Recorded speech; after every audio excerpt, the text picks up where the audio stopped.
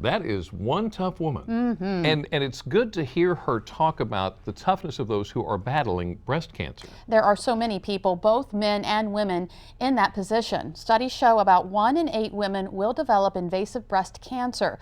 For men, their risk of developing breast cancer is about 1 in 1,000. And we're honored to have 2 survivors with us today. Connie Holdridge is also the Delaware Breast Cancer Coalition's Program Manager of Education and Survivorship in Sussex County. And Jerry Coble is an event chair of the Coalition's Southern Lights of Life Masquerade Ball. Ladies, thank you so much for joining us this afternoon. Thank you for having us. Jerry, let's start with you. Take us back to when you were diagnosed. About 5 years ago, I went in for a routine screening, and the technology had changed. They had upgraded to the digital mammography. You know, I was, well, it's at that time again. I can just kind of, you know, float on in, and it's no big deal. Much to my surprise, I was called back, and the radiologist came out, sat down, and said, we're going to refer you to a surgeon. I see some new imaging that wasn't there the last time. It turned out to be stage 1, or excuse me, stage 0 cancer, and it was caught literally at the size of 3 grains of sand. Wow. So I am a huge proponent of making sure that I encourage women to go in and get the annual screenings and follow through and don't miss them, because the outcome, my outcome could have been much worse. I could have landed up with much greater, bigger surgery and more advanced treatment of the disease, because it could have been a lot worse. So I'm very, very fortunate. Yes, sir. Jerry, thank you for sharing that story. You're welcome. Connie, take us back to when you were diagnosed. What happened? Well, it was 2001, and I was 46. I had my kids at home, and I just went for my regular mammogram because my doctor said you have to go. So I did. But it never occurred to me that there would be anything more than going in and out and going home. And my doctor called me, and he said, we found something, and we want to do a biopsy. And I still didn't get it. I didn't quite understand.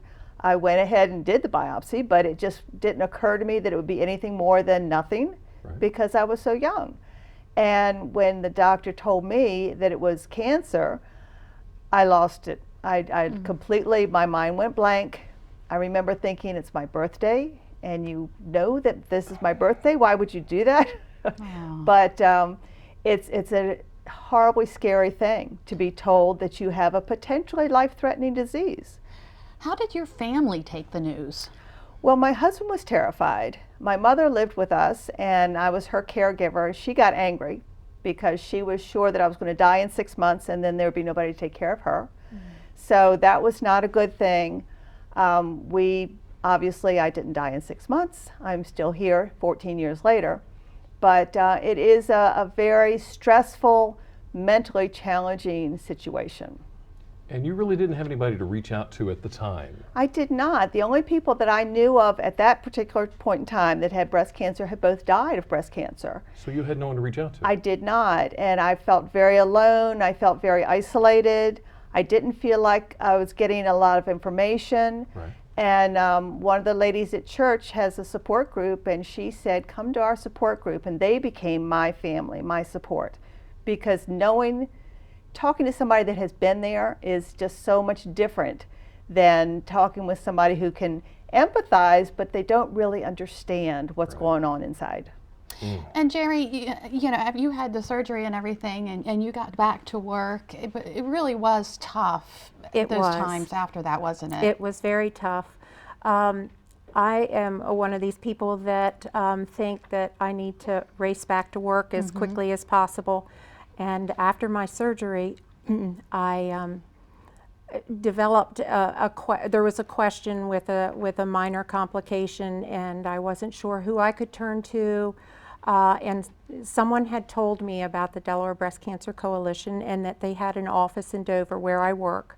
So I made an excuse and said, you know, I just have to leave and go to lunch. So I took off from the office and landed up in the office of the Delaware Breast Cancer Coalition's Dover office, and found the most giving people that could answer every question I had and could help me and mentor me to give me support, that I don't have a large family, and that they became my family. And they understand.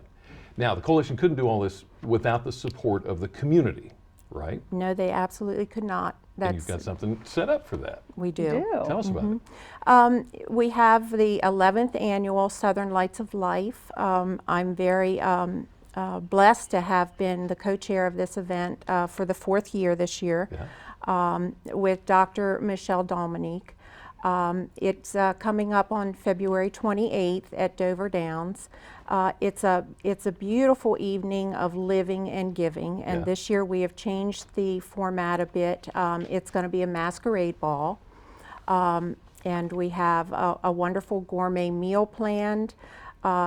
We have a huge silent auction and some fantastic live auction gifts that will be up, and the proceeds from the event support the Kent and Sussex and surrounding out-of-state regional areas. It's a great time for survivors to get together and celebrate. And the event is Saturday, February 28th, 6 p.m. to 10 p.m. at the Dover Downs Hotel and Casino.